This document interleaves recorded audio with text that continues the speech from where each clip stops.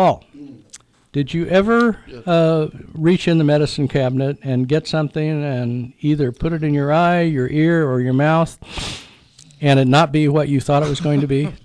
No. No. I mean, if you get up at night and you reach and you think you're going to put eye drops in and you put eardrops in your eyes. No, I don't have that much. I don't have that much medicine around to make that mistake. A lot of people do. I'm sure people, I and can see it happening. There's, and I really wasn't going to print this out, and then I thought, since I've been hurt, I've several times reached up to get eye drops and picked up something else. And most people's medicine cabinets are full of expired drugs and things that they shouldn't be using. So I took some of the most common things that could happen.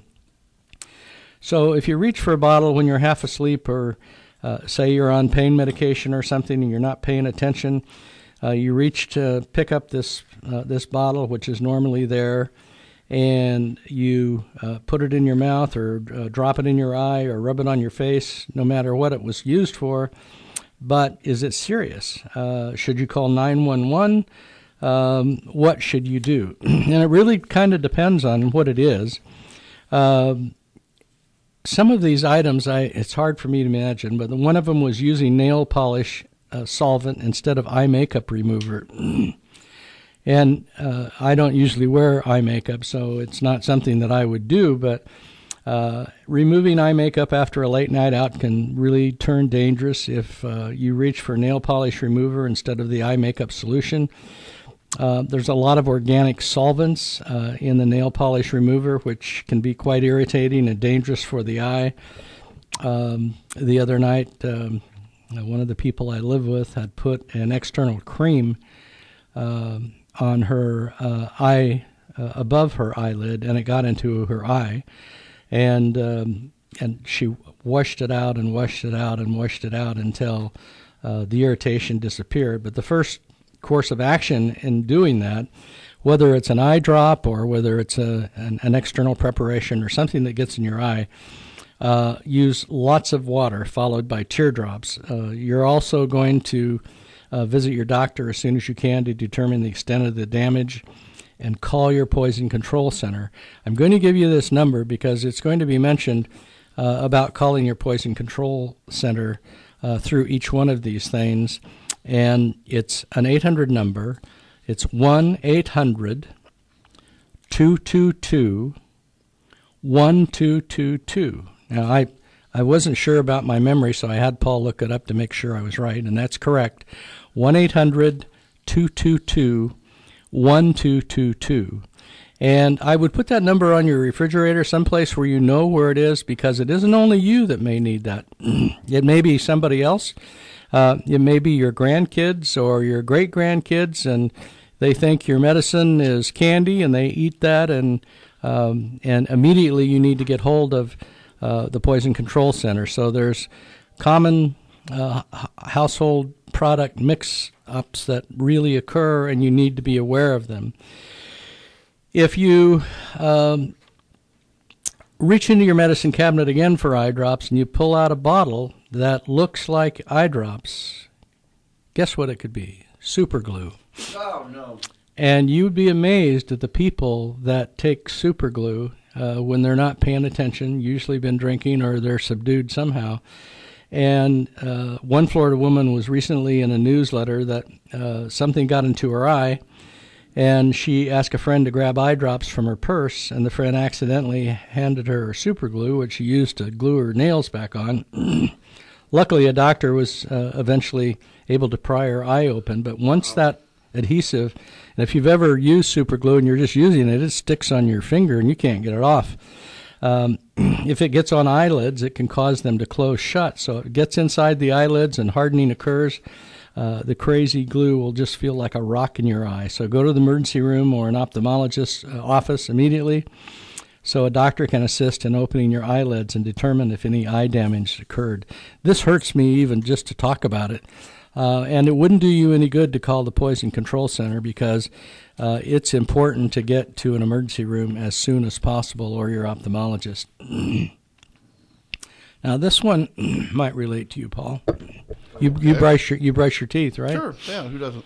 And then some people use hemorrhoidal creams for hemorrhoids. I'm not saying that you do, but but don't panic, because the worst part will be accidentally brushing your teeth with a hemorrhoidal cream. Oh, no. I guess this happens a lot. Essentially, the hemorrhoidal cream is a steroid and will just be an irritant. So if the lipid base, which is the fat base, gives it a greasy quality, there will be no systemic effects other than the minor local irritation to the gums. Wow.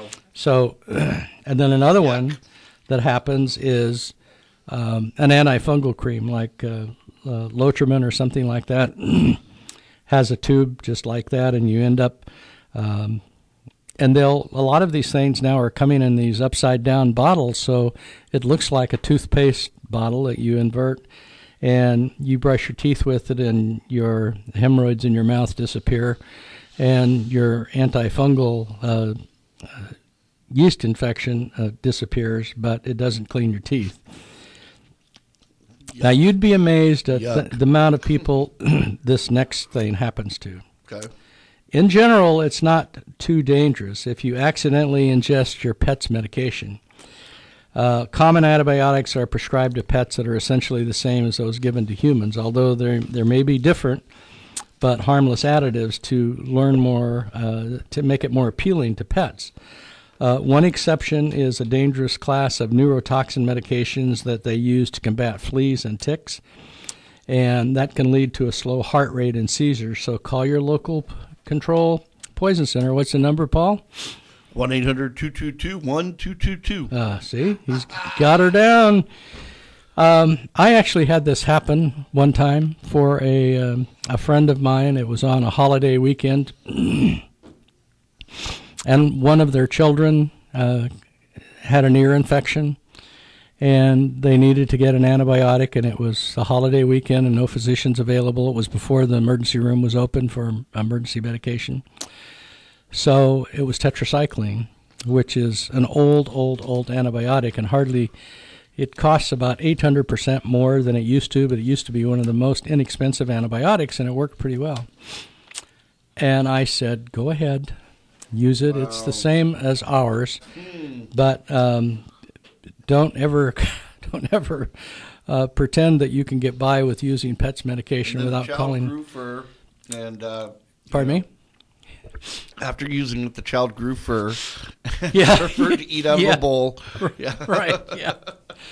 Another one that I'd never thought of that I guess happens quite often is using pepper spray as a breath freshener. What? Have you ever been pepper sprayed? No, thank you. It is not a pleasant thing. I don't doubt it is.